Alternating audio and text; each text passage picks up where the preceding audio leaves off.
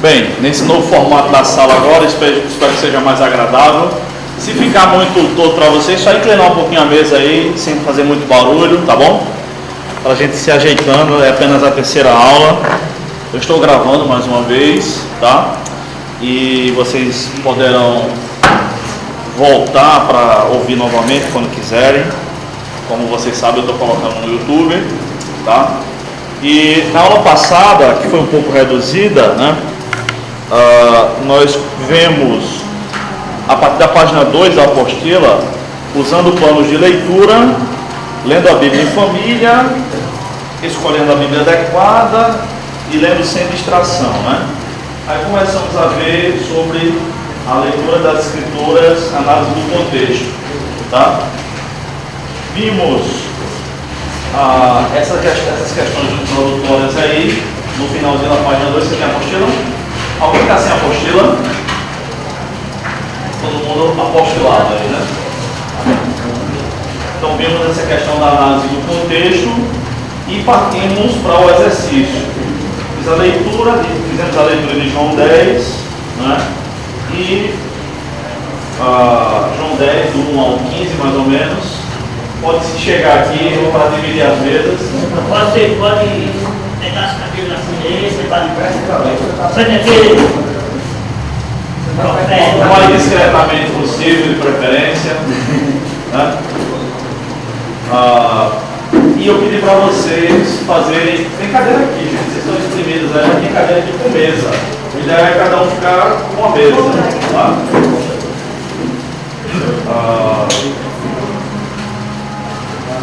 Então vamos lá, vamos à correção do exercício.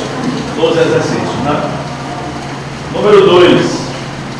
Quantos filhos Abraão teve? 8. Tem gente que disse 8, tem gente que disse 2, né? Cheguem a um consenso aí. 8. Teve 8 ou 2? 8. Por que teve 8? Teve um só e 7% depois da almoçada.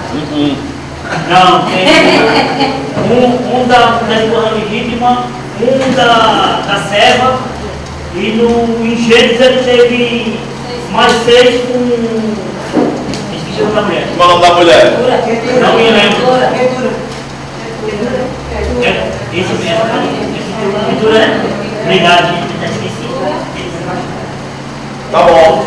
Rapaz, essa mulher era tudo, menos quieta, viu? Ser menino, meu amigo. Oi? Entendi. Quem está precisando mais de apostila? Eu fiquei com uma pergunta. Por quê? Diga aí. Eu não sabia se poderia ser uma pegadinha. Porque pergunta quantos filhos. Tá, mas como Se era só homem, mas essa aí era só. Não, filhos. Né? Aí no versículo 25, né? No versículo 6 fala sobre. Não, peraí, versículo 6 de onde? Né? Porque está falando que ele teve 2 filhos, o primeiro com Agar com Sara, e depois ele teve mais 3 com Ketura, né? Mas no versículo 6 fala que ele teve 2 filhos com filha. Tá bom. Vamos ver a passagem? Aonde é? Gênesis 4. 45, 6. Fala com a cidade, né? Aí por isso que a gente não está ficando aqui. Ele está dando para ver. 25, 6. É isso? Leia, por favor, que aqui não diz isso não. 25:6. Tá, pode ler. A tradução da minha vai estar assim. Mas aos filhos das concubinas que Abraão tinha, deu Abraão presentes e, vivendo ele ainda, despediu-os do seu filho Isaque ao Oriente, para onde a terra oriental. Verdade, eu não estou acrescentando não. Eu percebi isso também, por isso que eu não respondi, eu respondi 8 agora. É verdade. Cita as concubinas, Só que não fala de uma Mas fala que ele não teve. Não é isso? Ele teve, digamos assim, 8 oficiais. E ainda, né, que ele conta, né, em numeração, ele fala 8. São citados na Bíblia. Muito bem observado. Mas antes de. Então foram mais de 8, né? Vejam só, irmãos. Quando Deus deu a bênção sexual a Abraão, para que ele pudesse procriar aos 100 anos, essa bênção, essa virilidade permaneceu com ele até o fim da vida. Tá? Não foi apenas para uma noite, para gerar apenas um filho. Sara morreu, mas ele casou-se novamente, né? Ele permaneceu viril e fértil até o fim da vida. Tá bom? Mas a questão que eu coloquei aí foi justamente porque em Gálatas Paulo diz assim: Abraão teve 2 filhos. Tá? Veja só, não há contradição entre os textos de Gênesis e de Gálatas, não há, porque o objetivo do texto de Gênesis é mostrar quantos filhos Abraão teve. O objetivo do texto de Gálatas não é esse, é falar sobre a salvação pela fé. É o argumento geral de Paulo na carta aos Gálatas, e ele pega os filhos de Abraão, os 2 mais famosos, vamos dizer assim, Ismael e Isaac, para fazer a comparação entre aquele que serve a Deus e aquele que não serve. Tá? Então, quando Paulo diz assim, Abraão teve 2 filhos, um filho da escrava e outro da livre, né, da esposa, ele não está dizendo que Abraão teve apenas 2 filhos. O propósito dele não é falar da árvore genealógica de Abraão. Tá bom? Então eu coloquei este exemplo aí para a gente pensar a respeito do objetivo do texto. Porque muitas vezes nos nossos debates teológicos, né, bíblico-teológicos, a gente pega uma passagem bíblica, pega uma expressão bíblica, uma frasezinha solta, diluída dentro de um contexto assim. Olha aqui, mas não é apenas o que está escrito, como eu disse aí antes dos exercícios. Quem escreveu, por que escreveu, né, qual era o propósito. Qual o sentido? Qual era o propósito? Ele estava querendo falar o que sobre isso aí? Era quando se Abraão teve? Não. Isso foi a minha pergunta. E eu coloquei esses textos aí para vocês pensarem melhor sobre isso. Tá? Então, às vezes, a gente tem uma expressão bíblica e fica pensando, olha, é assim porque a Bíblia diz assim, mas será que é isso que significa? O que é que o autor estava pretendendo aqui? Qual é o sentido de um texto bíblico? É o sentido que o autor quis. Não é o sentido que eu dou. A Bíblia não tem várias interpretações. Mas eu conheço pessoas que fazem interpretações diferentes. Alguém está errado. Só existe um sentido para cada passagem bíblica. Agora, a aplicação é outra história. Interpretação é o que o texto está dizendo. A aplicação é o que ele significa para nós hoje. Tá bom? Por exemplo, a Bíblia não fala sobre eutanásia, né? Desliga ou não desliga os aparelhos daquele que está sendo sustentado a sua vida somente pelos aparelhos. Não, porque naquela época não existia isso. O cara nem ia para o aparelho, porque não tinha. Mas a Bíblia com certeza tem princípios para nortear esse tipo de decisão. Princípio do tipo, Deus é o autor da vida, Deus é o consumador da vida, e por aí vai. Tá bom? Estou dando um exemplo aqui. Ok? Alguma coisa mais sobre os filhos de Abraão aí? Não. Ok? Número 3. As promessas de Satanás eram verdadeiras? Não. Mas rapaz, isso não.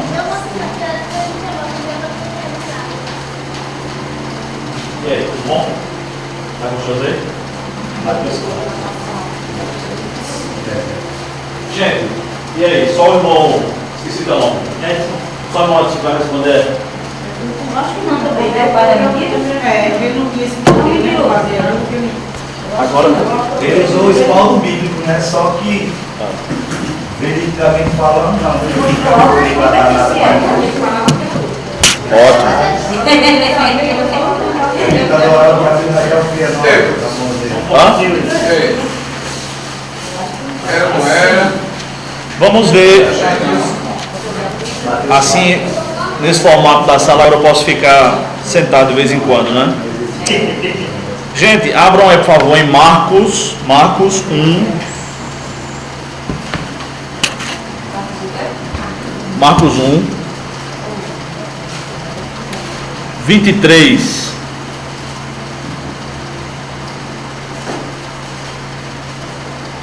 Por favor, leia aí 23 ao 25. Naquele momento, na sinagoga, o homem conceito do Espírito Santo gritou: O que queres conosco, Jesus de Nazaré? Viestes para nos destruir? Sei que tu és o Santo de Deus. Cala-se e sai daí. Cala-se e sai dele. Repreendeu Jesus. Tá bom. Esse demônio estava falando a verdade ou mentindo? Verdade. Opa, então às vezes Satanás fala a verdade. Verdade. Eu creio que ele usa a verdade para conseguir alcançar o objetivo dele. Tá, nesse texto aqui você viu isso? Nesse aqui de Marcos? Isso aqui não. Tá bom. Professor, eu acredito que ele disse foi verdade, sabe por quê? Mas Jesus não deve ser Porque verdade. os acham ali que Satanás pode... Gente, tá vendo tradução simultânea aí. Peraí. Satanás pode muito também mostrar riqueza e outras coisas que o mundo tem numa pessoa. Certo, ok. Vamos lá. Só um minutinho, viu?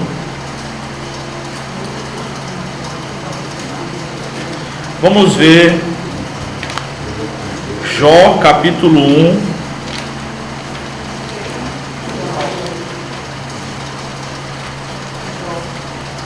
Jó. Esse aqui não é o centroavante do Corinthians, não. Ele é Jó. Deixa eu ver. Deixa eu achar aqui. Livro de Jó.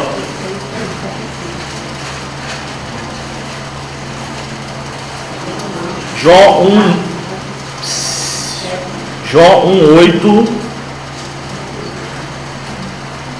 ao 10. Quem pode ler? Disse o Senhor a Satanás: Observaste tu a meu servo Jó, porque ninguém há na terra semelhante a ele, homem sincero e reto e temente a Deus, e desviando-se do mal. Então respondeu Satanás ao Senhor e disse: Porventura temes Jó a Deus, Debal? Porventura não o cercaste de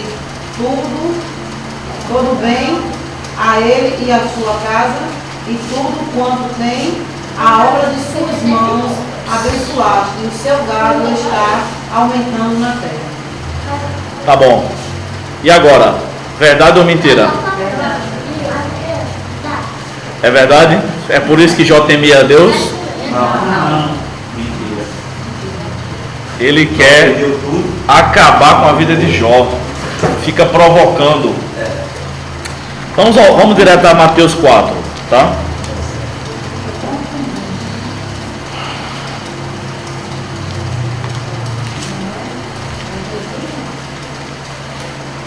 Mateus 4 diz assim. Eu vou lendo do começo e vou explicando, tá? Então Jesus foi conduzido pelo Espírito ao deserto para ser tentado pelo diabo. E depois de jejuar 40 dias e 40 noites, sentiu fome. Provavelmente Jesus estava bebendo água nesse jejum. Não disse que ele sentiu sede.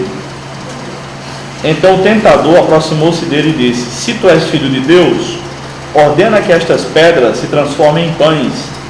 Mas Jesus lhe respondeu: Está escrito, nem só de pão o homem viverá, mas de toda a palavra que sai da boca de Deus.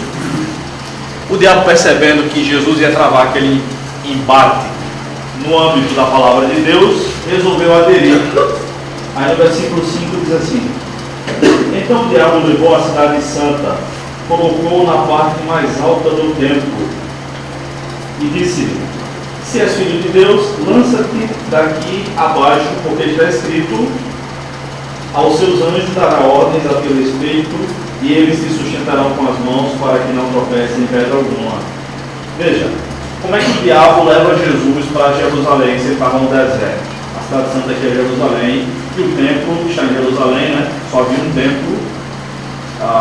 Provavelmente essa tentação é uma tentação mental. Leva mostrando a ele, né? Como assim? O diabo pega Jesus a hora que quer, leva para onde quer? Não. Provavelmente é uma tentação virtual, mental. Tá? O texto não dá maiores explicações, e aqui a gente tem que recorrer às palavras daquele sábio teólogo de Itaperuá, né, chamado Chicó, que dizia nessas ocasiões, só sei que foi assim, né? A expressão aramaica, né? Só sei que foi assim. Vamos lá. Versículo 7. Jesus lhe respondeu: também está escrito, não tentarás o Senhor teu Deus. O diabo levou ainda ao monte muito alto e mostrou-lhe todo o reino do mundo e a glória deles. Provavelmente do mesmo jeito, né? E disse-lhe: eu te darei tudo isso se prostrado me adorares. Então Jesus lhe ordenou: vai-te, Satanás, pois está escrito, ao Senhor teu Deus adorarás e só a ele prestarás culto. Então o diabo deixou e vieram anjos e passaram a servir. Veja só, o diabo promete dar a Jesus coisas que não são dele. De quem é todas as coisas? De quem são todas as coisas? Pois é, de Jesus. Salmo 24:1, alguém lembra de cabeça? O Senhor é a terra e a sua plenitude, o mundo e os que nele habitam. Romanos 11, 33 a 36 e 36. Porque dele, por ele e para ele são todas as coisas, glória pois a ele eternamente. Amém. Colossenses 1, de 15 a 20 também, diz que todas as coisas foram criadas por Deus. Lembram? Eu vou anotar aqui. Tá? Salmos 24:1, Romanos 11:36, Colossenses 1, de 15 a 20. Então ele está prometendo a Jesus aquilo que todas as vezes o pecado promete na tentação. Eu vou te dar algo que você não pode ter.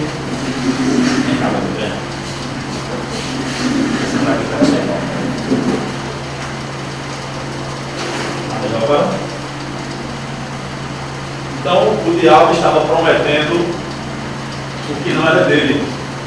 Só que Jesus não se dá o trabalho de refutá-lo, porque ele não está numa aula de teologia com o diabo. Isso acontece outras vezes na Bíblia. Não vou abrir os textos, mas eu quero que vocês lembrem. Em João capítulo 9, no comecinho, né? João capítulo 9 é o caso daquela cura do rapaz que nasceu cego já, né? Cura do cego de nascença é o título que tem lá, geralmente, né? Então os discípulos perguntam assim: Senhor, quem pecou para que ele nascesse cego? Ele ou seus pais? Essa crença de causa e efeito era uma crença dos judeus. E eles também acreditavam que era possível um homem pecar antes de nascer, com base em 2 textos bíblicos.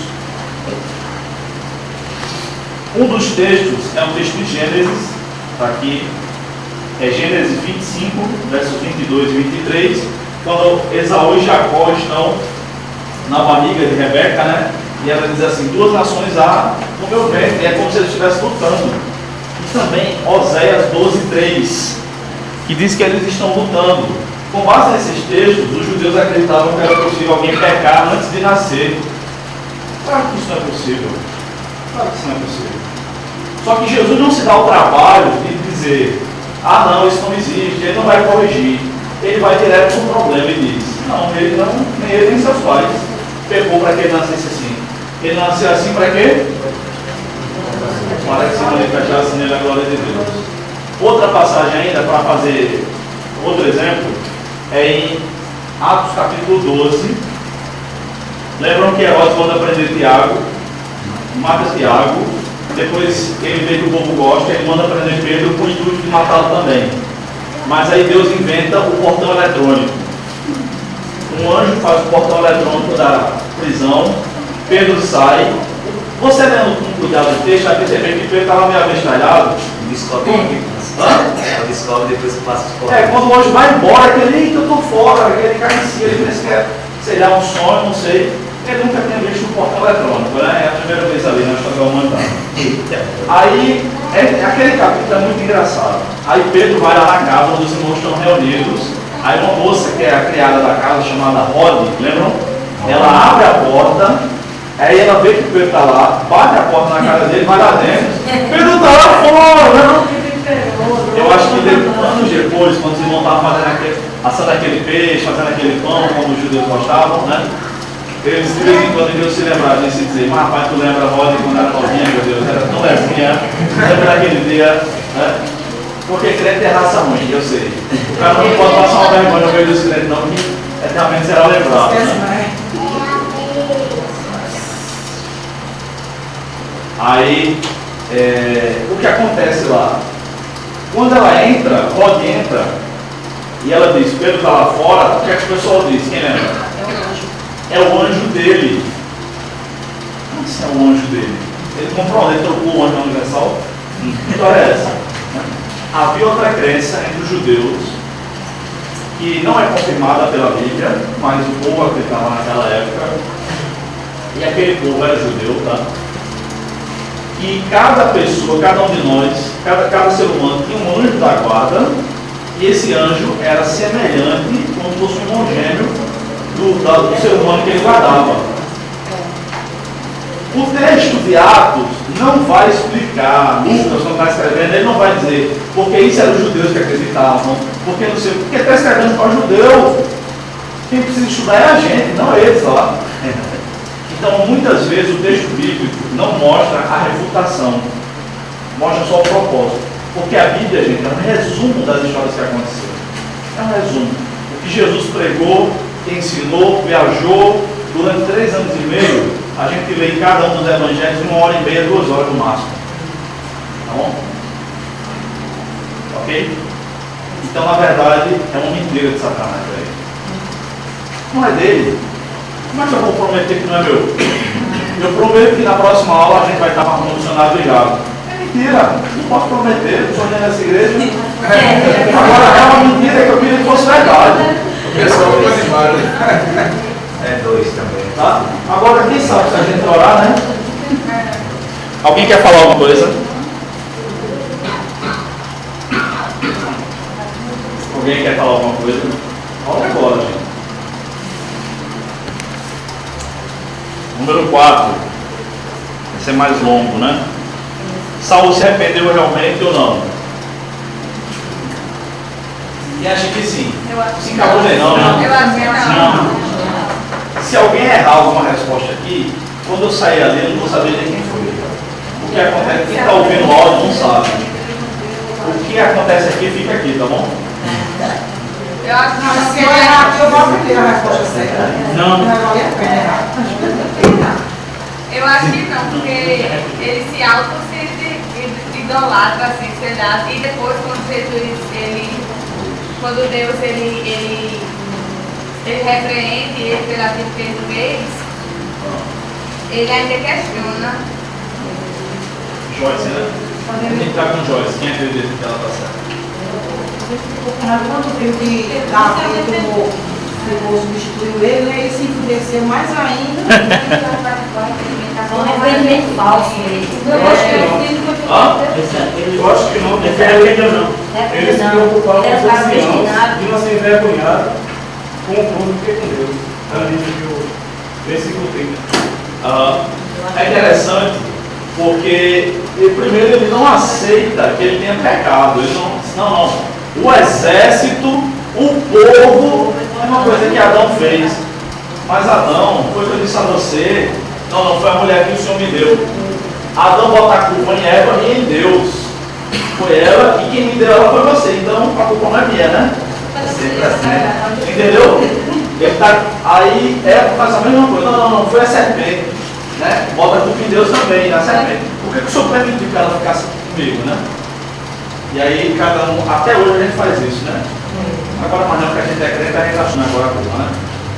De vez em quando, né? Então, primeiro, Samuel nem acreditava que ele tinha pecado. Aí depois ele quer convencer Samuel que foi uma coisa boa que ele fez. Não, profeta, não, olha. Aqui esse rei a gente boa demais, Agag, meu amigo. É Deus do céu, Agag na terra. Pense num carro bacana. É bom demais ter ele aqui. Não, me honre dentro do povo, ele quer, como vocês disseram, o reconhecimento do povo mesmo, né? Ele em nenhum momento demonstra arrependimento. ele fala, eu peguei, mas ele fala, o contexto que ele fala é, tá bom, eu peguei mesmo. Mas, ao invés de ele dizer assim, eu peguei, clamar o Senhor por mim, o que é que eu faço para me arrepender mesmo, diante do Senhor? Não. Tá bom, eu peguei, mas vamos lá falar com o povo, agora eu vou fazer um pronunciamento no YouTube, o povo ver. Isso ele quer popularidade. Tá? Então ele não se arrependeu de fato. O texto bíblico é contado, espera-se que o leitor interprete. Nem sempre o texto vai dizer, é assim, nem sempre vai dizer, não é como um manual, né? Um conjunto de doutrinas, faça isso, não faça aquilo. A gente precisa interpretar, ver as circunstâncias. Tá? Alguém quer falar mais sobre Saul? Agora eu posso sentar aqui, que agora é de madeira aqui. Ok, e Simão? Simão se converteu, de fato? Acho que não. Não, eu acho que sim. É? Simão é feio. Não. Não, Simão amado. Esse aqui é o de Simão. Esse é o Simão. Não, não se converteu. Não? Por que você acha que sim? É um falso crente. Se encabula, não. Provavelmente naquela época, no contexto bíblico que a gente acabou de ler, não vai ter uma finalidade até quando ele seguiu Filipe. Não vai ter o término da história dele. Vai dizer que ele seguiu Filipe, conseguiu ver os milagres, a maravilha, só que não termina. Se morreu crente ou descrédulo, não tem final. Mas é com base no Ele texto. pode ter se convertido no tempo. Não é nosso objetivo aqui. Ele até chegou a se converter. Como o irmão falou, ele seguiu a Felipe. Porém, quando ele começou a ver os poderes de maravilha, ele quis comprar esse dinheiro.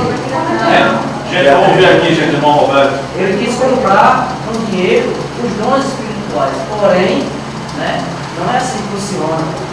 É tanto que Pedro repreende. Né? Pedro repreende.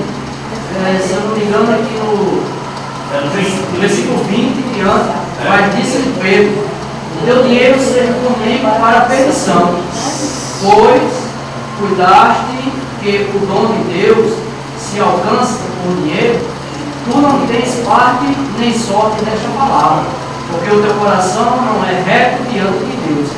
Arrepende-te, pois, dessa tua iniquidade e ora a Deus, para que porventura te seja perdoado o pensamento do teu coração. Tá, se arrependeu ou não? Não, se arrependeu não. Diz aí, Varão. Tu quer falar?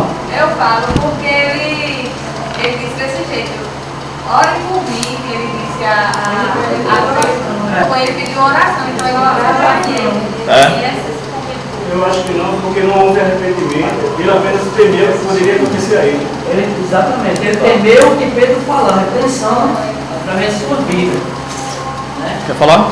Mas, Alguém acha que Simão se converteu? não,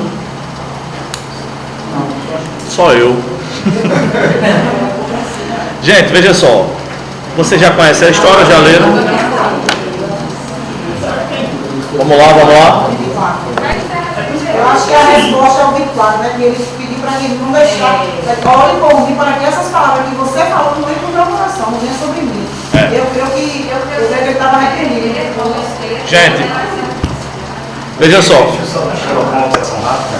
Normalmente, naquele tempo, as pessoas que caminharam com o discípulo foram poucos que não conseguiram alcançar a convenção.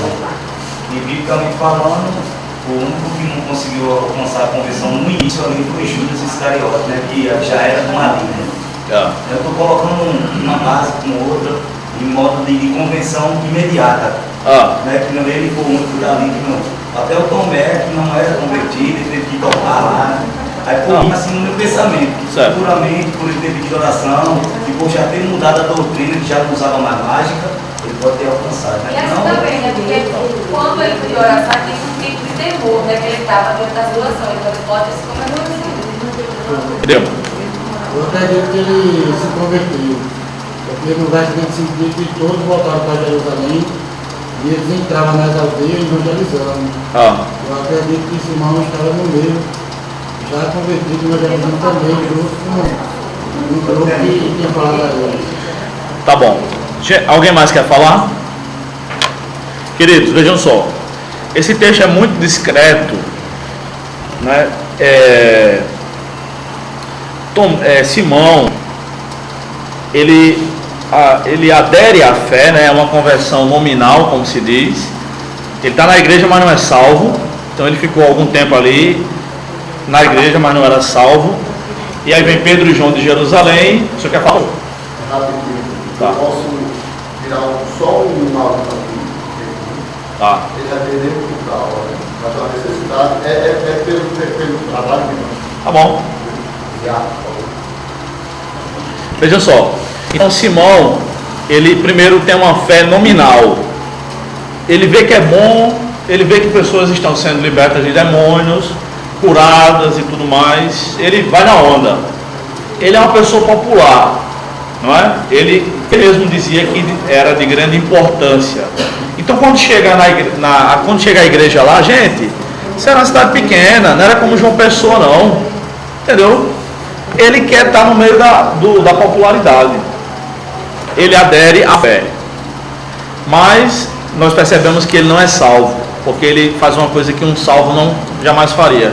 Ele faz uma coisa tipo Edir Macedo, né? Agora, infelizmente, já vou dar a minha opinião. Infelizmente, hoje em dia não é a igreja para Simão ser bem-vindo. Não, você quer quanto para ele ensinar isso aí? O Edir Macedo ia querer ele lá, o Valdemiro, o R.R. Soares, e se tivesse caroço era mais bem-vindo ainda em R.R. Soares, né? O Agenor Duque, esses cabras aí que só ensinam uma parte da Bíblia, não ensinam a Bíblia toda, infelizmente, com isso distorcem a Bíblia toda, iam querer um cara como Simão lá. De Simão veio o nome simonia. Simonia é a prática de compra de cargos religiosos, de cargos eclesiásticos, né? Isso acontece nas nossas igrejas evangélicas, não é só na igreja católica não. Na igreja católica, na época medieval, o cara era rico, aí comprava o cargo de bispo para o filho de 8 anos de idade. Hoje em dia isso acontece nas nossas igrejas, é uma vergonha. O cara que, agora me digam se é só na minha, tá? O cara que dá R$90 de dízimo, geralmente não é tratado da mesma forma que alguém que dá R$1.000 de dízimo na igreja. Isso é simonia, ou não é? Tiago escreveu a carta dele para arregaçar a liderança da igreja quando ele está escrevendo por causa dessa prática pecaminosa, discriminatória. Trata bem o rico na igreja, mas o pobre é maltratado. Por quê? Vai para um céu superior? Que conversa é essa? Então a gente precisa refletir muito sobre isso. Eu rodo em muitas igrejas, graças a Deus. Recepção, né? Hã? Recepção de pessoas. O cara vai de sandália havaiana, no culto, com a calça dele, é o que ele tem, e a melhor roupa que ele botou para encontrar-se com Deus na cabeça dele, né? Aí o outro, porque tem um terno da Vila Romana bem tratado, Jesus jamais faria isso. A gente faz isso, mas Jesus não faz não. Se Jesus fizesse isso, a gente não estava aqui hoje. Então veja só. Essa proposta que Simão fez com Pedro, você quer quanto? Você quer quanto? Se ele faz para muitos pastores de hoje em dia, ele tem ido para o inferno. A resposta seria, eu quero tanto. E ele ensinar técnicas de manipulação. Tem muito pregador que não tem Bíblia, só tem grito, só tem zoada. Não tem Bíblia, ele ficava espreme, não sai nada. É um manipulador de emoções. Mas ouvir para não chorar, o povo também é culpado, o povo que cai nessa, porque não lê a Bíblia. Duvido fazer isso comigo ou com minha esposa. Não faz. Veja só. Mas ele faz a proposta para um apóstolo de Jesus, um apóstolo genuíno, Pedro. Na NTLH diz assim: você vai para o inferno com esse dinheiro. É isso que Pedro está dizendo, que a tua prata siga contigo para a tua destruição, né? Ou seja, você vai acabar indo para o inferno. Arrepende-te. Pedro o confronta o seu pecado, para que não venha sobre ti isso e aquilo outro. Então, na minha opinião, eu acredito que Simão realmente se arrepende, porque, como Pedro diz assim, ore a Deus, ou seja, ore para que isso não aconteça, ele se bendiga e diz, rapaz, me ajude, ore. Eu não deixo que ele fale assim com desprezo. Ah, então olha aí, não, mas não, senão ele é para outra morte para comprar. Poderia acontecer com ele. Agora nem todo mundo concorda comigo não, nas aulas que eu dou sobre isso, mas eu acredito que ele realmente se arrependeu. Mas é discreto. Nessa época não havia os apelos que a gente faz na nossa igreja não. Quem quer aceitar Jesus vem aqui na frente. Não era assim naquela época. Tá bom? Alguém quer falar mais sobre Simão?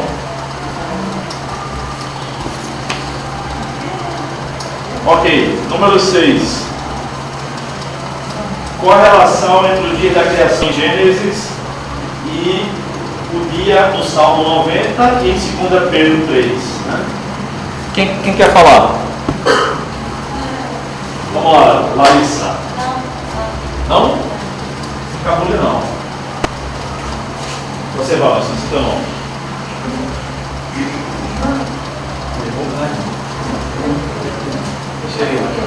Quem quer falar? Fica à vontade.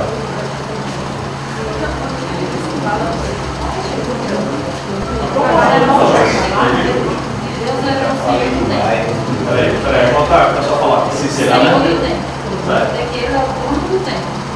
Ele é. Agora sobre esses termos especificamente. Diga aí, como é os dias das Gênesis, como são e como são esses dias aí do Salmo e em 2 Pedro?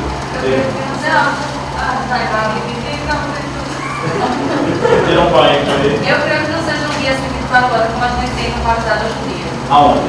Criação. Na criação não seja. Eu creio que seja. Tá. Porque quem escreveu o livro de Gênesis foi Moisés. Sim. Então, eu acho que ele relatando, ele escrevendo assim, aí ele botou que Deus criou o mundo em cada dia, assim, 7 dias. E lá ele já está falando na visão de Jesus. Aonde?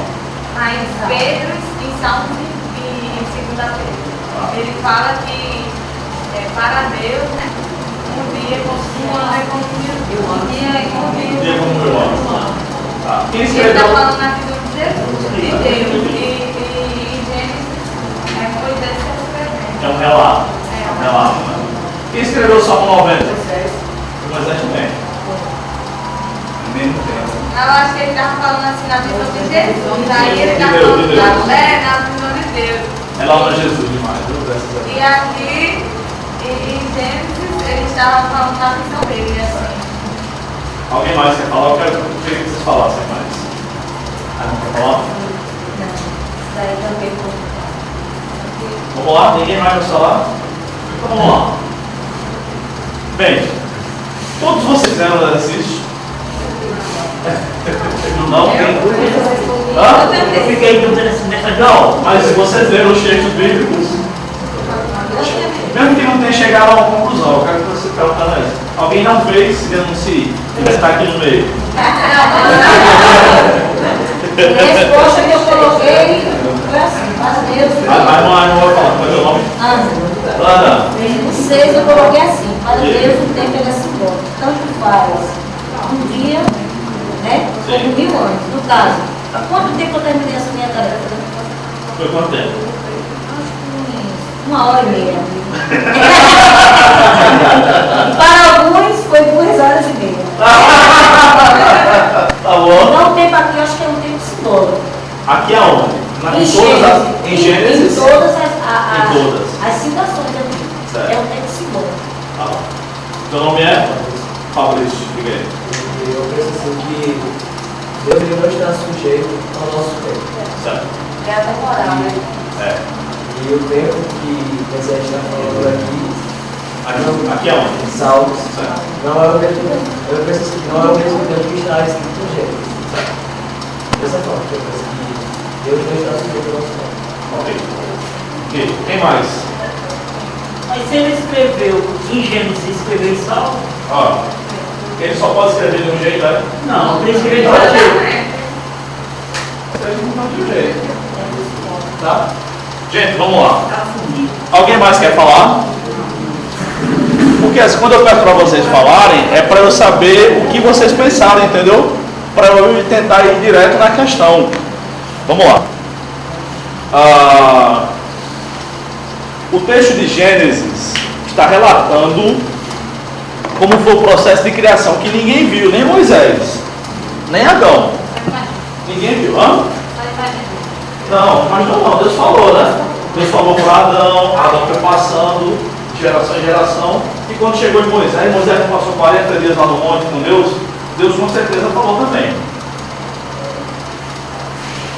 Tá? E deixou outros relatos, inclusive, sobre a criação que são mais antigos do que a Bíblia, para mostrar que essa tradição, que essa informação era passada de geração em geração e chegou a outras culturas. A versão bíblica é a correta, mas não é a mais antiga não, é a correta. Moisés viveu muito tempo depois de Adão, tá? Então vamos lá. Então Moisés está relatando como foi. No primeiro dia Deus fez a luz e disse: haja luz. A primeira coisa que Deus disse, né? Haja luz e houve luz. Aliás, aquela caixa de fósforo, né? Como é que chama?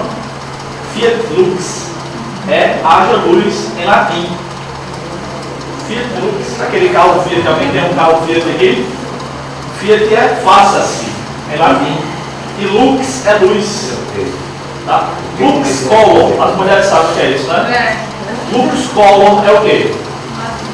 É uma tinta, vai colorir seu cabelo, é luz pro seu cabelo. Eu não sei como latim, não, quase todo latim que eu sei, eu aprendi assim no UOL da Compadecida, né? Mas Fiat lux, né? É a expressão lá. Haja luz. Então Deus foi criando todas as coisas, e os dias de Gênesis nada mostra no texto que não era um dia de 24 horas, tá? Deveriam ser dias de 24 horas mesmo, porque aí a expressão bíblica é assim, tarde e manhã, não é manhã e tarde. Isso é uma forma poética dos judeus falarem de um dia. Sem contar que também mencionava a noite, né? Não, porque a parte dia ali era a parte clara do dia, tá? A parte clara, 12 horas. Tá bom? Então Deus cria a luz para fazer separação entre dia e dia, cria a lua depois ele cria o sol, ele cria a luz no primeiro dia e o sol no terceiro. Daí não tem depois, como é? Tá? Eu não sei como é, mas Deus sabe. Eu posso citar rápido. Eu já ouvi alguma coisa mencionada, até alguns pregadores, que essa luz era Cristo. Não é. Essa luz é criada. Essa luz não havia, ele diz haja, então não havia antes. Cristo não é criatura, ele existia com ele, né? Claro, ele está criando. Essa luz não é Cristo. E depois ele cria, eu ouvi dizendo assim, que haja luz, aí houve luz. Aí depois ele vai criar o sol e a lua, não é isso? É. Aí como já havia luz, não tinha necessidade de criar o sol e a lua. Não, ele faz isso, ele cria a luz no primeiro dia e o sol no terceiro, mas essa luz não é Cristo. Tá? Essa luz não é Cristo porque essa luz é criada. Cristo não é criatura, ele é criador. Agora, em Apocalipse, aquela luz que vai ser o próprio Deus é outra luz. Lembrando de Romanos 3,28 e Tiago 2,24, fé é de um jeito aqui e de outro jeito ali. Não é porque é a mesma palavra que é a mesma coisa. Tá bom? Esse exercício também serve para mostrar isso. Tá bom? Então vejam só. Então Deus cria em cada dia e no sétimo dia ele descansa. E o descanso de Deus significa que ele parou de criar. Quer dizer que Deus estava cansado. Até porque Jesus diz em João 5, né? Meu Pai trabalha até hoje e eu trabalho também. Tá? Agora, o descanso de Deus serve como base quando ele dá os 10 mandamentos como descanso humano.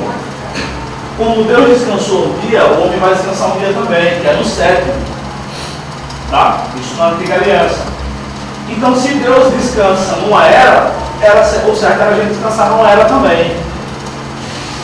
Tá? Então, aqueles dias da criação são dias literais, essa é a questão. Quando Moisés está escrevendo o Pentateuco, está escrevendo Gênesis, o propósito dele, ao relatar a criação, é um propósito de relatar a criação, sendo bem redundante.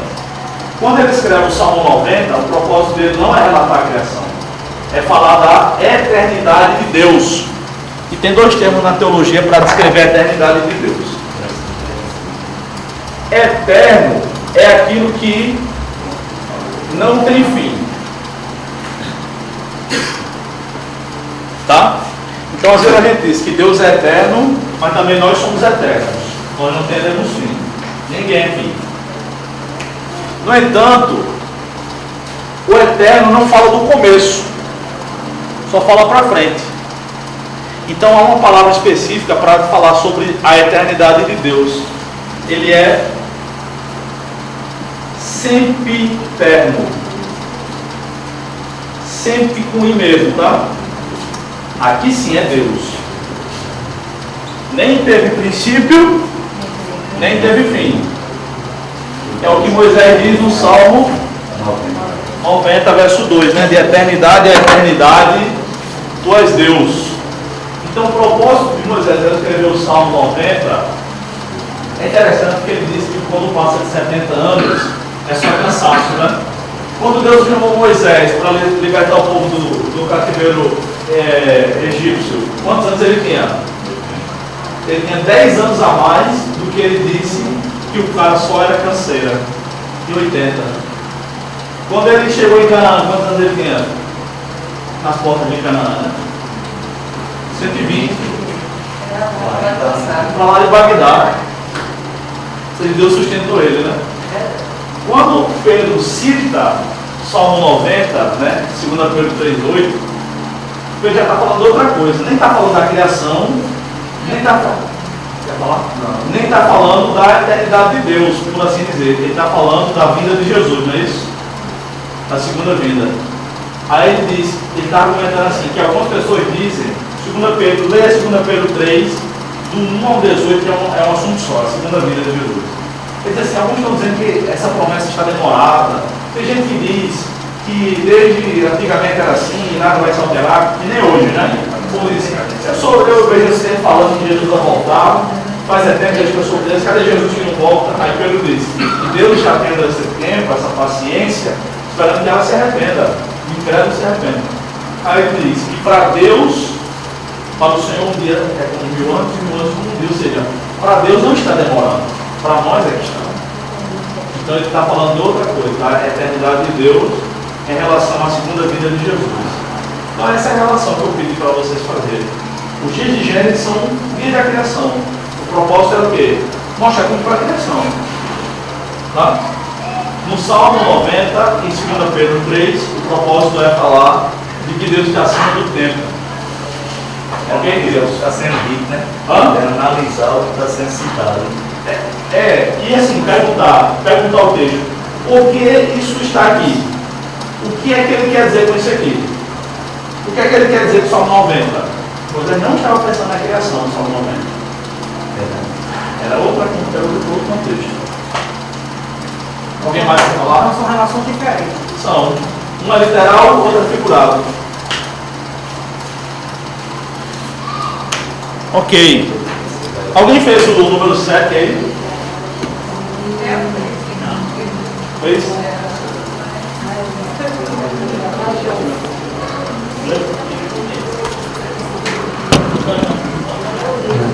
Vamos lá. Mateus capítulo 18.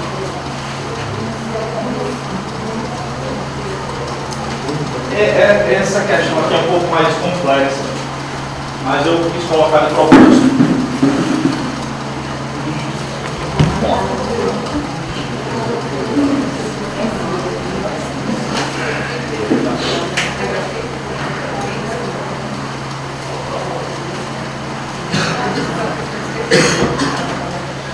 Queridos, vamos lá. Vejam só. Esses títulos que tem aí acima do texto bíblico, geralmente em negrito, os capítulos, o número do capítulo, o número dos versículos, não foi escrito pelos apóstolos, nem pelos evangelistas. Vocês sabem disso, né? Isso foi aqui muito tempo depois, e esses títulos vêm da sociedade bíblica, da editora que imprime a sua Bíblia, tá? E às vezes está errado. Vou dar um exemplo. O que é que significa a palavra pródigo? Todo mundo acha que é aquele que volta, não é? Tem nada a ver. Gastador. Por que a gente acha que aquela parábola é a do filho pródigo? Porque está lá o nome. Parábola do filho pródigo. Aquela parábola não é do filho pródigo. Está errado o nome. A ênfase dela não é que o filho gasta tudo, não. A ênfase é qual? Ele volta. Que ele volta. Por isso que a gente acha que pródigo é aquele que volta. Porque a gente entendeu a parábola, tá? E a gente não conhecia a palavra. Parabéns para quem acha. Parabéns, porque vocês entenderam a parábola. Então o que está errado? Está vendo? Então tem título que está errado. Se a gente for olhar, aquela parábola não é do filho pródigo. Aquela é a parábola do filho que volta. Essa é a ênfase. Os capítulos e versículos também estão em muitos lugares mal divididos. O que eu posso dizer sem medo de ser feliz isso? Porque não foi Jesus, nem Moisés, nem nenhum dos escritores bíblicos que dividiu a Bíblia em capítulo e versículo. Eu acho ótimo. A gente acha rapidinho. Eu acho ótimo. Mas não foram os apóstolos que dividiram. E tem capítulo que está mal dividido. Vou dar 2 exemplos só de capítulo. Vocês podem lembrar de outros. Efésios capítulo 5 fala sobre ser cheio do Espírito. Aí quebra-se o texto para falar sobre a família. Quebra-se o texto para falar sobre os empregados. Está tudo errado. É um texto só. Quem é cheio do Espírito, Efésios 5,18, não vos embriagueis com vinho no qual há dissolução, mas sede cheio do Espírito. Aí ele diz, quem é cheio do Espírito, ora, agradece, né? Canta, faz mais alguma coisa que eu não lembro e se submete, se sujeita. Aí ele vai falando, a mulher se sujeita ao marido, o marido se sujeita a Cristo, os filhos se sujeitam ao pai, aos pais, e os empregados se sujeitam aos patrões. É uma coisa só. Na nossa vida está dividido. Ser cheio do Espírito, a família é o casal. Aí, capítulo 6, versículos 1 a 4 de Efésios. Vocês estão comigo ou eu estou muito adiantado? Eu estava falando. Às vezes minha mulher está me ouvindo, eu pregar, ela vou falar mais devagar. Qualquer coisa vocês peçam por mais devagar, tá bom? Eu tomei café ainda agora. E, na verdade, o texto começa lá em Efésios 5,18. Esse parágrafo só termina em Efésios 6,4. Na nossa Bíblia está dividido em 3 parágrafos, mas é um parágrafo só. Um texto mal dividido. Isaías 52 e 53, os capítulos, também está mal dividido. O capítulo 53, 1, que diz assim: quem creu em nossa pregação e a quem foi manifesto o braço do Senhor, faz parte do parágrafo que começa em 52,13. 52,13 até 53,12. É um parágrafo só. Depois vocês leem em casa. Verdade. Lê o capítulo 52, aí lê o 53. Você vê. Está mal dividido. Então, não atentem muito na hora de ler a Bíblia, de interpretar a Bíblia, para o capítulo, para o versículo. Vou ler um versículo por dia para meditar. Não, leia 10 capítulos. Que pobreza é essa? É. A palavra do dia. A palavra do dia é 10 capítulos. 5 capítulos, um livro todo. Que pobreza. Tá?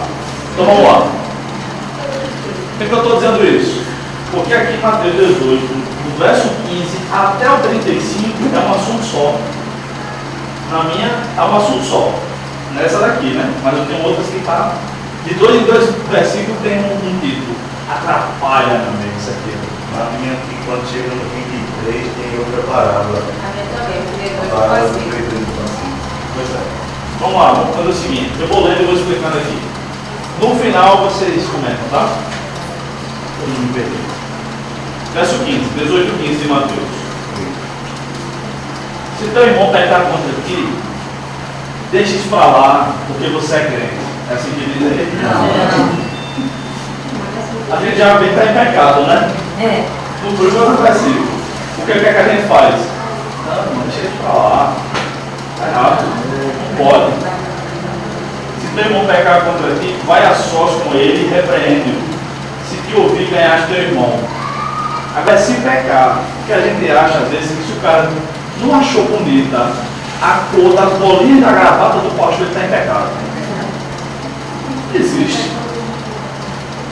Se pecou contra você, vai a ele e repreende. Irmão, o irmão pecou contra mim, o irmão estava falando de mim por aí, no WhatsApp, até mandou um áudio errado, eu descobri assim. Está aqui a prova. Mas se ele não te ouvir, tem gente se denunciando aí, ou foi vítima ou foi, né? Essa defendeira. Mas se ele não te ouvir, leva ainda contigo mais uma ou duas pessoas, para que toda palavra se confirme pela boca de 2 ou 3 testemunhas. Gente, a segunda vez é que é para levar testemunhas. E o padrão aqui é do Antigo Testamento, 2 ou 3 testemunhas. Deus manda colocar testemunhas porque é mais fácil corromper uma pessoa do que corromper muitas. A não ser que você seja Lula. Tá? Os outros corrompem, um outro, alguns deputados, tal, Lula não, a nação inteira. Então leve 2 ou 3 testemunhas. Se eles recusar ouvi-las, diz-o à igreja. Esse é o processo, gente. É passo a passo. Se também se recusar ouvir a igreja, considera o gentio e publicano. Quem era o gentio e quem era o publicano? Havia uma oração em Israel, nessa época aqui, que os homens faziam, os fariseus, na verdade, alguns fariseus diziam assim: obrigado, Senhor, porque não sou mulher, nem cachorro, nem gentio. Para eles era a mesma coisa. Então, um gentio, com isso não valeu com Jesus, tá? As mulheres foram as primeiras a quem o Senhor se manifestou na ressurreição. Lucas, né? Para cada personagem masculino tem uma mulher também. Cada história de um homem e uma mulher no Evangelho de Lucas. Tá? Então, o gentio era alguém que não era judeu. É alguém que gentio com O no final, né? Não com L. Gentio era alguém impuro, porque gentio com L é alguém cortês. E o publicano era um cara, era como um político no Brasil. O publicano era um judeu que trabalhava a serviço do Império Romano, cobrando impostos aos seus irmãos judeus, e ele cobrava quantas vezes quisesse. Lembra de Zaqueu? Mateus também, o autor está registrando isso aqui também. Então, desculpa. Então Jesus está dizendo o seguinte: se alguém pecar contra você, você vai uma vez. Se ele não se arrepender, é de mais uma ou 2 pessoas. Você tem que ter 2 ou 3 testemunhas. Se ele não se arrepender, diz-o à igreja. É um caso para levar para uma assembleia na igreja, para saber se ele perdoa ou não. Se ele não te perdoar, né, se ele não se arrepender, na verdade, expulsa da igreja. Ele está falando aqui de disciplina.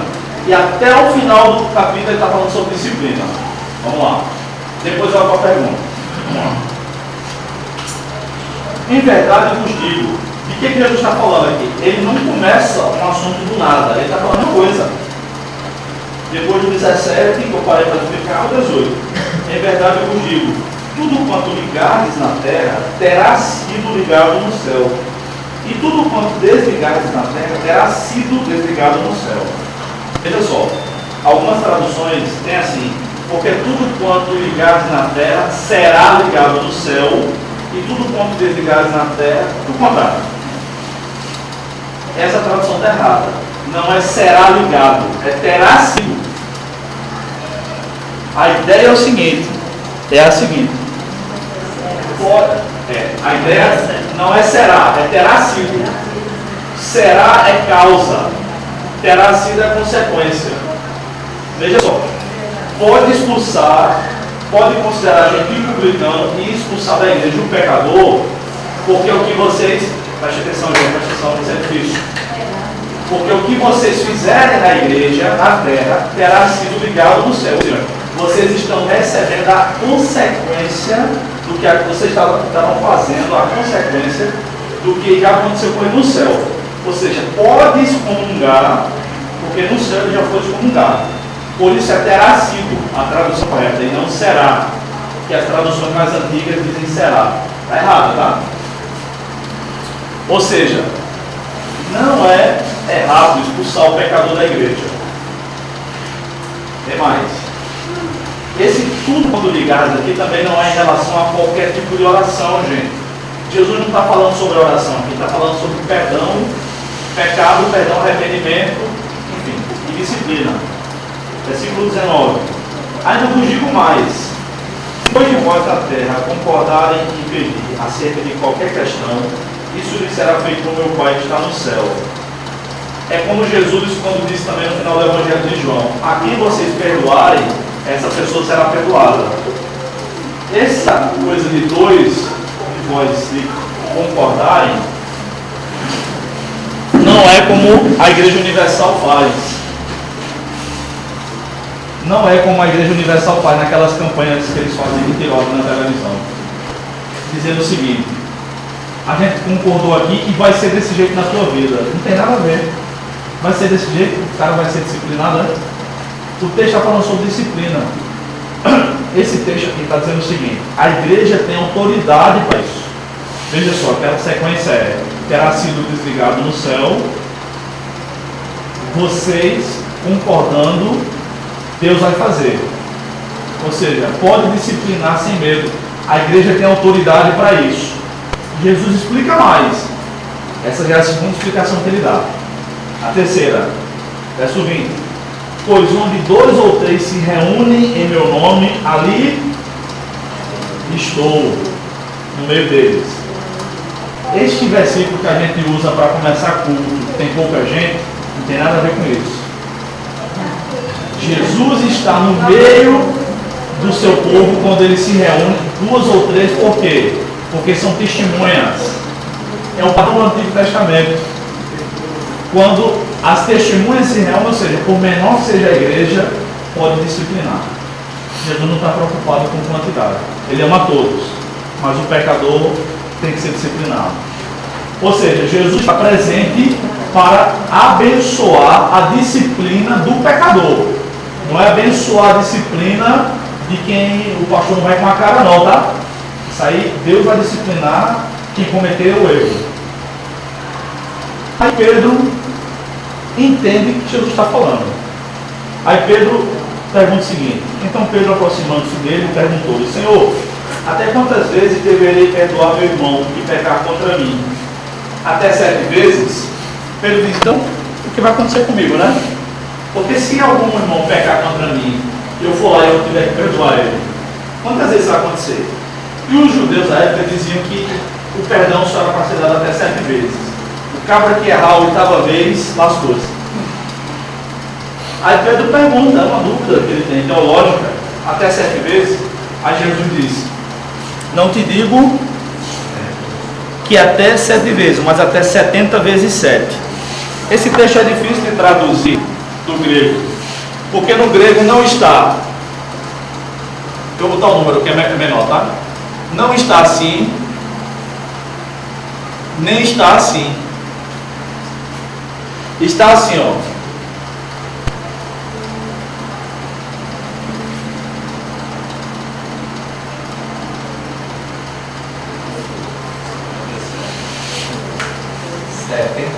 Setenta sete, sem o I. Então esse cara não vai fazer diferença. Porque Jesus não está dizendo, não está dizendo o número de vezes. Não são 77, nem 70, nem 490. Jesus quer dizer o que com isso aí? Quantas vezes forem necessárias. Tá bom? Então no grego está assim: 77. Geralmente se traduz como 70 vezes 7 para dar um número mais alto. Tá? Mas não vai fazer diferença. Não vai fazer diferença. Acho que é na NTLH, não tenho certeza. Na NTLH tem 77. Não tenho certeza, tá? Não conferi. Então, quantas vezes devemos perdoar o irmão? Quantas forem necessárias. Por isso, Jesus vai contar agora uma parábola que mostra como nós somos miseráveis nessa questão do perdão, porque tudo até agora parece que Jesus está sendo muito duro. Aí ele vai mostrar com essa parábola por que ele não está sendo duro. Pessoal, uma dúvida aqui no livro de Lucas 17, versículo 4, diz assim: Lucas dizendo, acatará o seu irmão pecar contra ti, repreende, e se ele arrepender, ele perdoa-lhe por 7 vezes no dia o pecado cometido. 7 vezes por 7 vezes. Eu tenho que ver como é que está no grego lá, tá? Em Lucas 7, capítulo 17, versículo 34. Jesus vai contar a parábola para explicar por que ele não está sendo duro aqui. A partir do versículo 23. Por isso, o reino do céu é comparado a um rei que quis acertar contas com seus servos. E quando começou, foi apresentado um que devia 10.000 talentos. Gente, quanto era um talento? Quem sabe? Sem colar na Bíblia de estudo.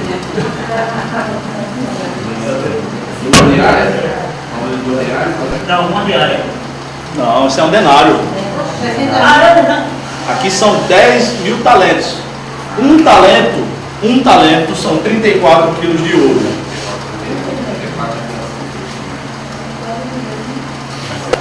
Quanto é que está a grama do ouro? Está mais ou menos R$140. Presta atenção aqui, presta atenção, gente. Se uma grama de ouro é R$140, quanto é que dá um quilo? 140 mil. 140 mil vezes 34. De cabeça agora, já. Tá. Eu fiz a lição de casa.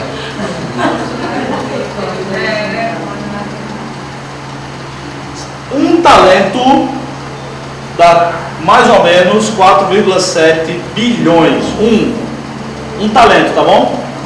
O texto diz que ele devia quantos talentos? Verso 24. 10. Não, lê direito. 10 mil. Vejam só.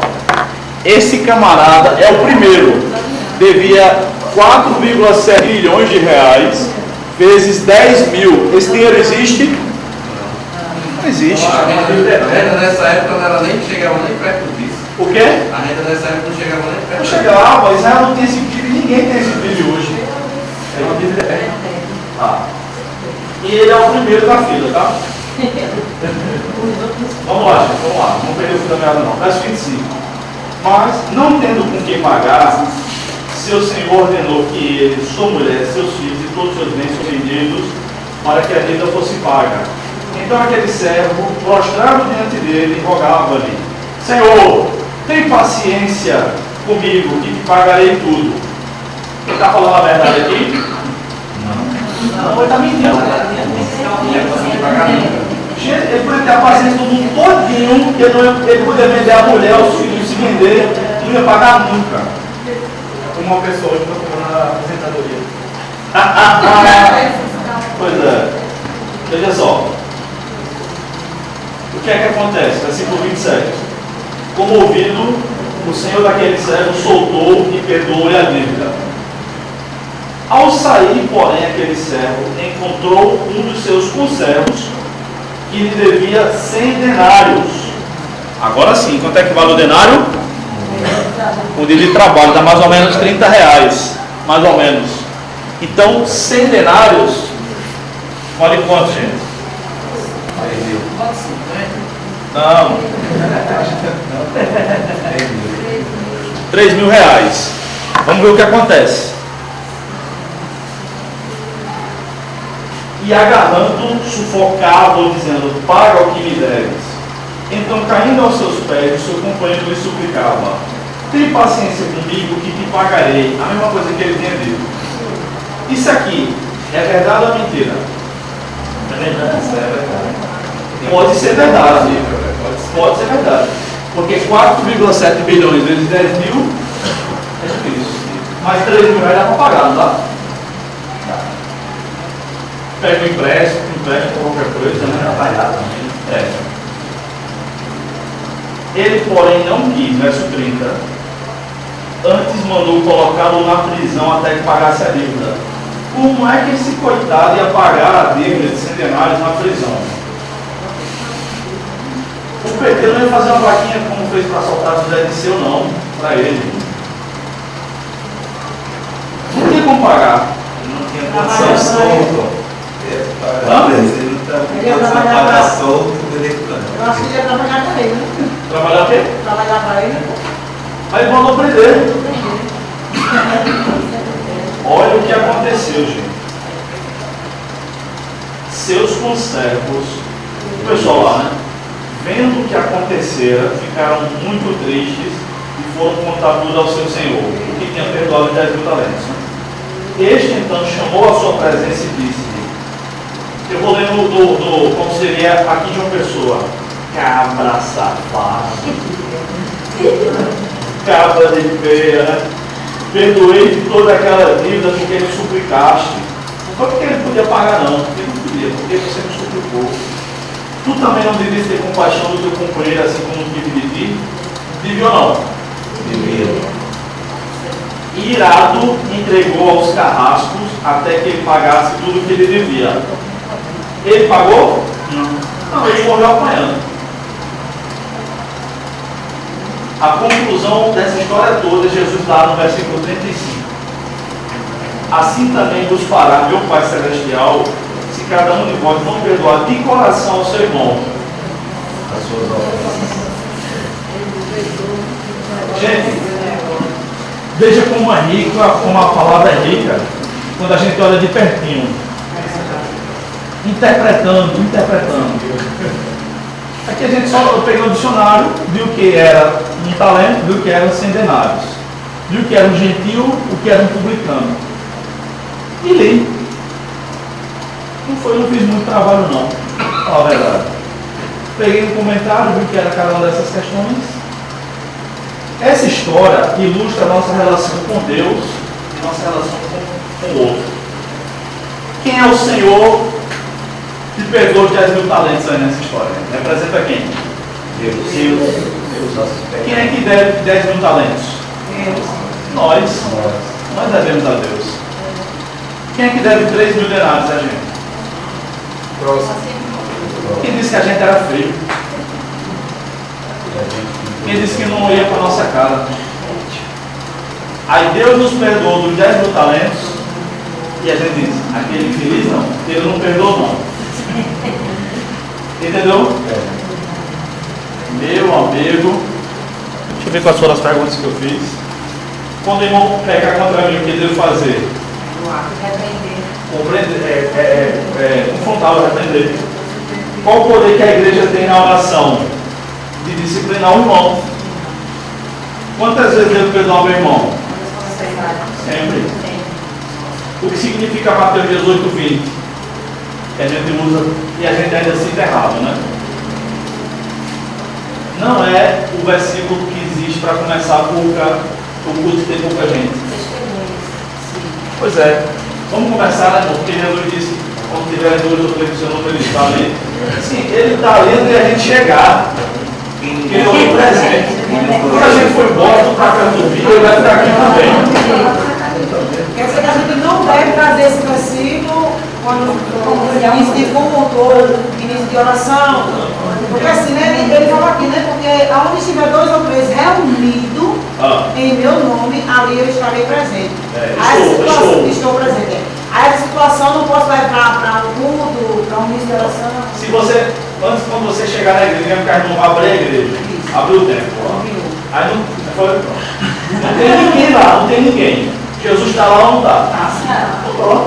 Então aquela música de Jantonete não está errado, não. As pessoas falam, né? Ó, cheguei aqui, meu Senhor já está. Mas é besta, né? É novidade, né? Não, porque eu já ouvi pessoas dizer assim: acaba esse negócio que quando você chegou aqui, Jesus já estava, porque ele veio com você. Mas ele estava lá esperando, eu estava. Ele é onipresente.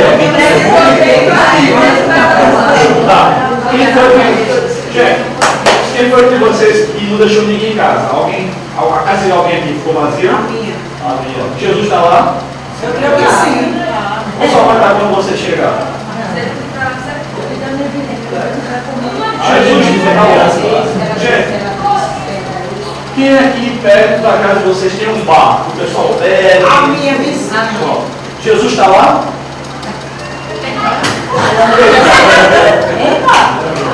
Tá sim. Claro que está. Claro que está. Agora ele não está abençoando do mesmo jeito que ele está abençoando aqui. Porque eles estão para beber, para se embriagar, e nós estamos aqui para adorá-lo. Mas ele é onipresente. Ele está no templo ali também. O livramento que eles estavam recebendo de quem? O livramento, né? O livramento que eles recebem de quem? Também. Tá bom? Então Jesus é onipresente, Ele é Deus. Por isso que eu estou dizendo que aquela música de Jocanete é a maior besteira. Aquela outra aqui que o pastor Tony canta, como é que ele diz assim? Fica Jesus mais um pouquinho.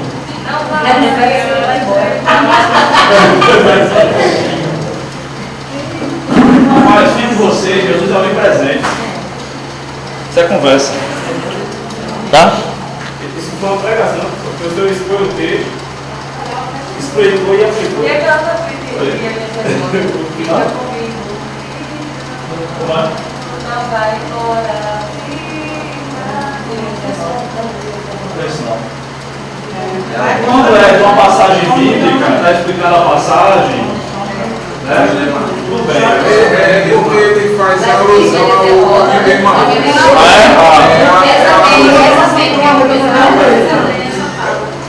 Então, tudo bem. A pessoa está passando por uma luta, não pode sentir. Não, mas aí tem. Não, gente, peraí. Essa aí tem o texto bíblico.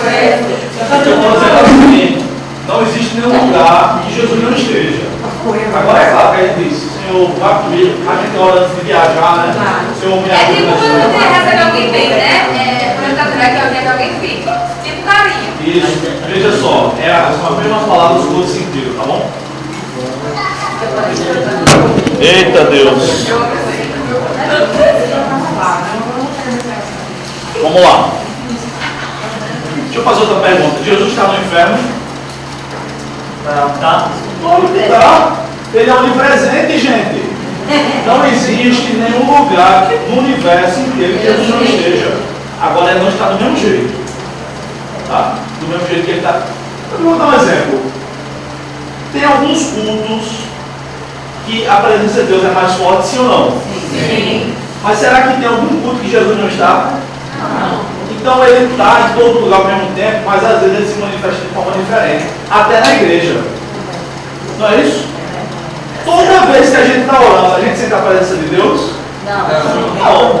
Mas quer dizer que ele não está ali ouvindo? Não quer dizer não, ele está ali ouvindo. Eu não senti a presença de Deus aqui hoje. Não senti, tá? Não senti nada.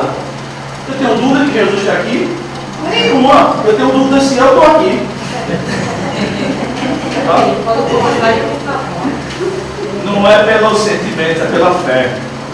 O justo não vive pelo que sente, vive pela fé. Vamos lá. Professor, eu vou avisar. Eu também. Vou avisar. Eu tenho aqui no Isaías 59, versículo 2, que diz assim: mas as vossas iniquidades fazem separação entre vós e o vosso Deus. Os vossos pecados encobrem o seu rosto de vós, para que não vos ouça. Sim. Ele fala, mas não ouve. Porque se não ouve, ele não responde, né? Porque Deus ele sabe de tudo, né? Ele está claro, né? Não é que ele está ouvindo mesmo, né? Não responde, claro. Quem está em pecado, a nação de Israel estava em pecado, né? Então ele receber resposta de Deus. É como, eu não tenho filho não, mas eu sei que quando a criança está mais obediente, então os pais são mais propensos a dar mais presente, a agradar mais. Não é isso? Bem, e quando não, é feia no lombo, né? Não sei se hoje em dia ainda é assim, mas na minha época era que dava resultado. Estou eu aqui, não estou usando drogas. Vamos lá. Vamos ver, gente, agora. Aliás, essa geração é complicada, né? Os homens são cada vez mais efeminados, né? É difícil. É raro encontrar um homem de verdade hoje em dia, tá? É dentro da igreja, né? É dentro da igreja. Na minha época de adolescência, eu estou com 31 anos. Na minha época eu morri com 13, então eu passei a adolescência toda na igreja, né? Na minha época de adolescência, os meninos, né? Eu e os meus amigos, a gente gostava de estar com as meninas porque era natural. Era natural estar com as meninas. E não era para ficar dando em cima o tempo todo. O tempo todo não. Né? Tinha amizade com as meninas. Era natural. Tinha amizade para levar as meninas em casa. Às vezes nem queria namorar, mas os homens iam proteger as meninas. Hoje em dia, muitos dos meninos que estão na igreja são amigos das meninas para pegar dicas de maquiagem. É ou não é? É verdade. Os caras têm medo, os caras não sabem chegar numa menina para namorar. Hoje em dia é difícil. Rapaz, é difícil. Um pastor amigo meu, sabe o que ele fez? Um pastor amigo meu, pastor Batista, deixa eu contar essa aqui. Ele é pastor Batista do interior, na fronteira de Pernambuco ali. Ele percebeu, ele se interessou, próximo, vendo? Eu tenho dica para lidar, né? Casado há 5 anos, eu sei como é o negócio. Veja só. Um pastor amigo meu, muito jovem na igreja dele, muito jovem. E ele percebeu, porque essa mídia é opressiva mesmo. Elas ensinam que o bacana é ser afeminado, enfim, vocês sabem como é. Ele percebeu que alguns rapazes da igreja estavam ficando delicados demais. Na minha época, o homem de verdade era aquele que pegava pelo menos uma briguinha por mês na rua, ninguém matava ninguém, nem morria, jogava bola, arrancava o tampão do dedo, não morria por causa de meteorite ardia, era para acabar homem. Né? Hoje em dia não meteorite arde demais. Aí esse pastor fez o seguinte, ele percebeu que tem alguns rapazes meio delicados e as meninas tudo solteiras na igreja, cheio de rapazes e moça na igreja, não dá de namorar. O que é que ele fez? Ele marcou um retiro para jovens, agendou, tal, levou todo mundo, fez tudo para levar a garotada toda da igreja. Foi chamando de um os rapazes. Ele é bem espirituoso, ele é bem simpático e tal. Senta aí, cara, para conversar contigo. E aí, tudo bom, tá na igreja com o tempo e tal. Não é pela alterada, né? Aí disse, ei, diz um negócio. Dessa menina que estão aqui, só estava o pastor e esse menino por vez, né? Se tu fosse escolher uma dessas para namorar, tu escolheria qual? Não, pastor, não sei o quê, alguns mais tímidos, né, naturalmente. Eu escolheria fulana. E tá faltando o quê? Não sei o quê. Ele é casamenteiro. Ele tem uma filhinha de 4 anos, a coisa mais fofa, que é casamenteira também, a dona é dela. Aí ele começou a incentivar os meninos a paquerar e convidar as meninas para quem sabe namorar. Aí quando tinha um que já estava interessado na que o outro estava de olho, ele disse, não, tá mais em fulana. Quando terminou o retiro, poucas semanas depois, vários meninos começaram a namorar as meninas da igreja. Com poucos anos, ele fez vários casamentos. Ótimo! Ótimo! Às vezes a gente fica afastando tanto os rapazes das moças na igreja, parece que não pode apertar a mão, que vai dar choque, vai engolir o outro. Não é assim, gente, isso é natural. É para namorar as meninas da igreja mesmo. As meninas, eu sei da experiência de ter 0 filhos, como é. É para as meninas da igreja namorar com os meninos da igreja mesmo. Vai namorar quem? Lá fora. Às vezes a gente tem maior peixeira com isso. Ele fez a melhor coisa que teve. Nenhum casal deu problema para ele. Nenhum. Já casou vários deles. Nem todos os namoros deram certo. Paciência. Vê, mano. Olha que a tua vai chegar.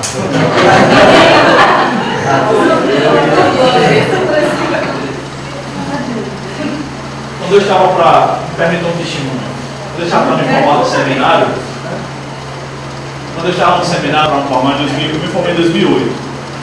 Aí teve as reuniões e tal, para a formatura, né, para o jantar, para o culto e tal. E aí eu soube, né, vou receber tantas senhas para o jantar. Eu não tinha namorado na época, né? Eu estava, no final do ano, eu estava com 22 anos, eu pensei mais ou menos assim, juro para vocês, estou com 22, sou crente desde cedo, como bom entendedor da minha palavra vá, e vou namorar alguns anos ainda antes de casar, então eu tenho que arrumar uma namorada agora. Já tinha namorado, claro. Mas eu tenho que arrumar uma namorada para casar agora. Então eu separei uma senha para minha futura namorada que eu não sabia quem era. E passei o primeiro semestre inteiro orando. 2 ou 3 vezes por semana, quando eu me lembrava, eu orava. Senhor, me dá uma esposa, uma mulher para eu casar, assim assado, crente fiel a ti, tal, bonita, claro, para durar o casamento. E fui pedindo a Deus. Dia 2 de julho, eu estava voltando à igreja, conheci Kelly. Dia 31 de julho começamos a namorar, em 2008. Dia 15 de março de 2012 casamos. 3 anos e 7 meses. Estamos casados há 5 anos. E segunda-feira fez 9 anos de namoro, 31 de julho. 9 anos. A gente não se conhecia. Em 29 dias nos conhecemos, nós estamos a namorar, um ano e pouco noivamos, com 3 e 7 meses nós casamos. Amém? Glória a Deus. E depois de Jesus, a melhor pessoa que me chegou na vida. E se estiver ouvindo, duvido que vai ouvir. Amém. Vamos lá.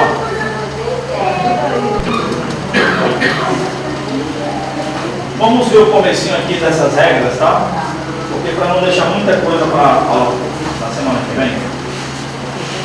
Bem, aqui são 5 regras de interpretação bíblica. Eu coloquei aí na página 4 esse diagrama aqui. Não teve como sair colorido, né? Deve ser muito caro, tá? Mas a apostila que eu mandei para vocês no WhatsApp está colorida lá. Eu vi. Hã? Você estava semana passada aqui? Você assinou direitinho? Sim. Então é bem você que escreveu o nome que eu não consegui ler. E ele também. Não foi na culpa minha. Tá de novo o seu. Anota aí o de vocês. Quem não tiver mais no WhatsApp, coloque aí o nome também. Passe essa lista aí, por favor, para quem não está. Anota também. Anota também o teu número. Legível, letra de forma. Vamos lá.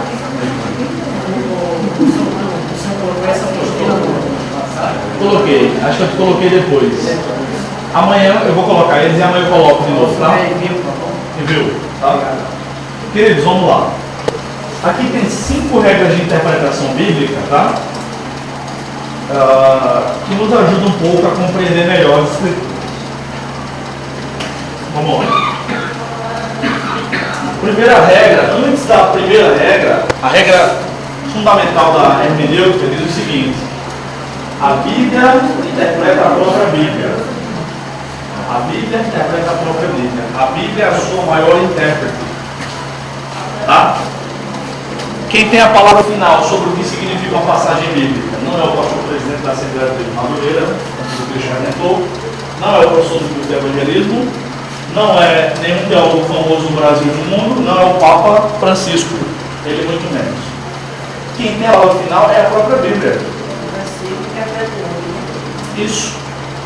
E eu coloquei aqui a Escritura explicada pela Escritura, ou seja, a Bíblia é a sua própria intérprete. Se são obscuras num lugar, são claras em outro, diz Lutero com referência às Escrituras. Tá? Vamos ver essas passagens aí. Por favor, alguém leia Lucas, essa passagem de Lucas aí, na primeira regra. Alguém leia Deuteronômio, essa passagem aí, vocês estão identificando. Alguém leia 1 aos Coríntios e outra pessoa leia 2 João 9. Lucas 24, 25 e 26. E 27. E ele diz: honesto e tardo, de coração para crer, tudo o que os profetas disseram. Porventura não convinha que o Cristo padecesse essas coisas e entrasse na sua glória.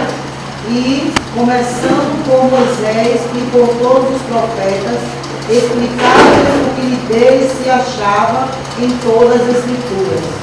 Ok. Honestos e tardo de coração. Vocês não entenderam ainda? Então toda a Bíblia, gente, fala sobre Jesus. Não em cada versículo, mas o propósito da Bíblia, o assunto principal da Escritura é Jesus. Ele começa a explicar o que tem a respeito dele em todo o Antigo Testamento. Essa é a passagem do caminho de Emaús, que a gente mencionou há pouco. Essa aí é a maior aula do Antigo Testamento da história. É a própria palavra de Deus encarnada, usando palavras para explicar a palavra de Deus escrita. Mais difícil do que isso é impossível. É a Bíblia explicando a Bíblia, ou seja, é o verbo encarnado de Deus explicando o verbo escrito de Deus. Tá? Então Jesus vai explicando o que tinha sobre ele no Antigo Testamento. Pois não, irmão, posso ajudar? passagem, Deuteronômio, por favor. Acrescentareis a palavra que vos mando, nem diminuireis dela, para que guardeis os mandamentos do Senhor, vosso Deus, que eu vos mando. Nem diminua, nem acrescente nada. Você vai fazer citações bíblicas, veja direitinho se está fazendo a citação. Tem algumas passagens bíblicas que a gente cita, mas não tem na Bíblia. Vou dar alguns exemplos. O cair do homem e o levantar de Deus. Tem na Bíblia? Tem não. Com essas palavras não. O provérbio vai dizer que o justo pega 7 vezes, mas Deus não deixa nada. Isso. A salvação individual. Explica assim, mas não tem com essas palavras. Tá? Aquele que está em pé, cuide para que não caia. Tem na Bíblia? Tem quase assim. Não. É aquele que pensa que está em pé. Segundo aos Coríntios. Aquele que pensa estar em pé. Cuide para que não caia. Tá bom? Não cai uma folha de uma árvore se Deus não permitir. Tem na Bíblia? Não tem. Lá em Mateus 6. Carruagem de fogo. Carruagem de fogo. Tem na Bíblia. Ele subiu nela? Não. Foi no redemoinho, mas veio a carruagem e não foi no redemoinho. O que diz lá em Mateus é que todos os cabelos, até os cabelos da nossa cabeça estão contados. O que mostra que Deus tem realmente soberania e conhecimento sobre tudo. Né? Para alguns é mais fácil Deus contar, não é verdade? Até a gente consegue, mas esse é o sentido do texto. A parte da árvore que você falou, tem na Bíblia, não cai uma folha seca, se tiver no camisa. Não. De forma geral, a Bíblia ensina isso. Só no fio do cabelo. Não, o que significa? Que Deus é soberano. Mas não tem isso com essas palavras. Que Paulo quer o cavalo. Não tem cavalo na história. Em Atos 9 e nas 2 vezes que é contada lá, não tem cavalo lá. Mas ele viajava como? Eu não sei, não tem no texto, não é problema meu. A gente interpreta o texto e não o que deveria estar no texto. Mudança de sala para eu acho que criaram essa passagem aí, que não cai uma folha seca na água, que Deus termina, é a respeito do fio do nosso cabelo, que fala mesmo, né, que todos os fios do nosso cabelo são contados. Não é que não cai o fio do meu cabelo sem que Deus não permita, é que todos eles são contados. Aí eu creio que isso aí, até eu já citei várias vezes, né, que não cai uma folha na água sem que Deus não permita. Pode citar, só não diga que a Bíblia diz. Às vezes, gente, o ditado tem conteúdo bíblico. Por exemplo, mente desocupada da oficina do diabo. Esse conteúdo é profundamente bíblico. Mas não tem isso na Bíblia, nessas palavras. Tá bom? Deus, o que dá ao pobre presta a Deus. Tem na Bíblia? Tem lá em Provérbios. Tem, tá?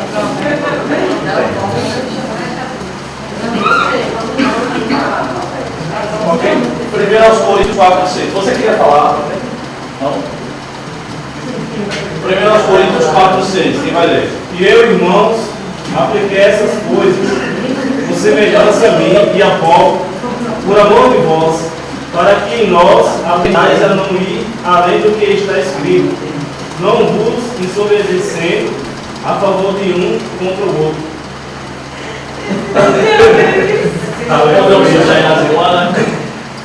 Vejam só, aliás, ele é o único homem ali, né? Que é sua esposa, né? Porque ele falou bem, né?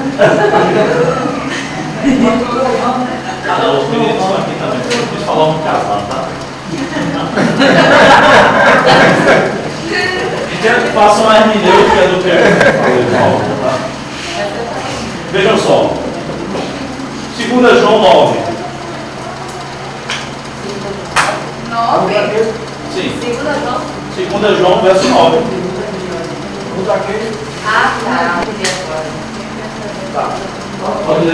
aquele que está conosco, todo aquele que ultrapassa a doutrina de Cristo, nele não permanece, não tem Deus, e permanece na doutrina, esse tem tanto o Pai como o Filho. Ok. A gente não pode ir além do que está escrito.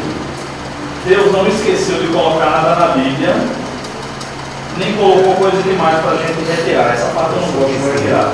não gosta, o problema é seu, passa a gostar. Né?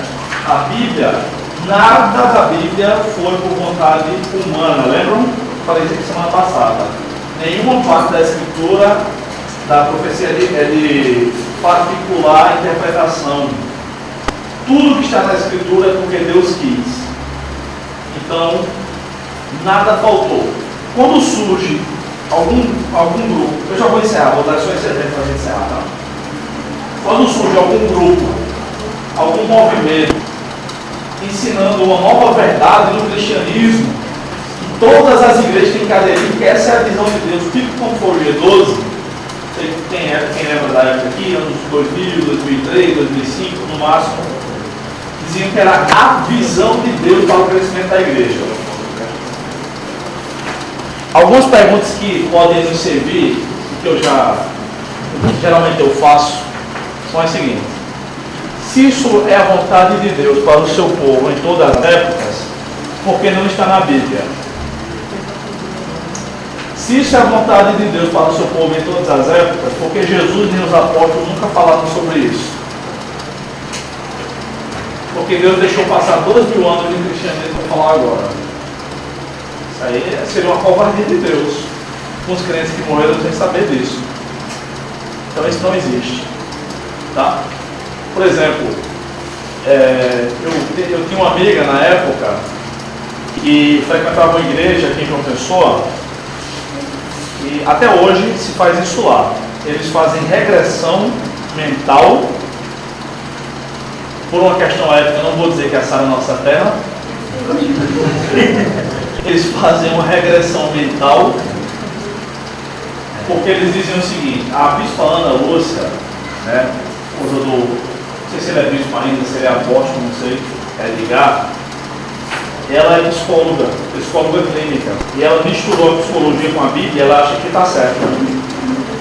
E ela ensina isso, eu ouvi, ninguém me contou, que às vezes nós precisamos regredir, talvez até a época que nós estávamos no peito da nossa mãe, para saber identificar quando acontece aquele trauma, para a gente poder perdoar não sei quem.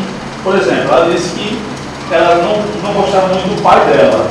E ela disse assim: uma vez o Espírito Santo me fez voltar quando eu tinha 1 ano de vida, estava deitada no meu berço, olha a loucura, viado. E eu ouvi meu pai discutir com minha mãe.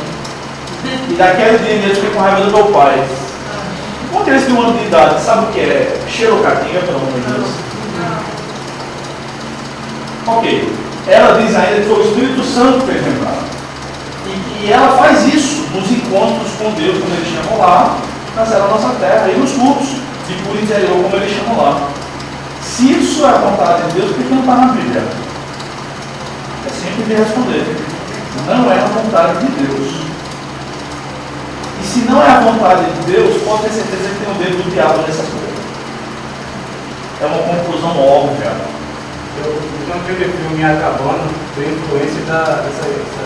Eu não assisti não. Eu já dei o livro. Parabéns.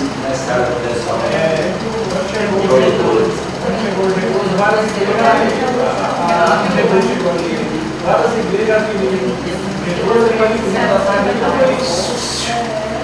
quando chegou o G12 aqui, várias igrejas abriram o G12 e uma das igrejas que era Saramucura, né? Sim. Depois tomou. Era feito aquilo. E eu ofereci dinheiro para as pessoas aderirem a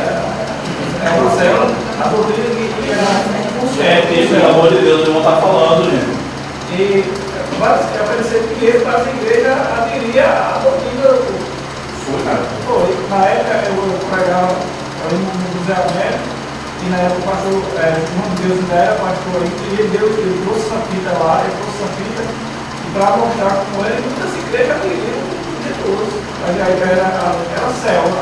Assim, você se formar, você era o líder, então você pegava 12 células e depois, no tempo, você se formava com líder. Então muitas pessoas, muitos pastores aderiram e receberam dinheiro para isso. E quase fechou a igreja, né? Quase fechou. Quando acabou, quando teve problema com o João Gregório na rádio lá, ninguém mais foi para a igreja. Quase fecha a igreja. Não sei como é que está hoje. Ok.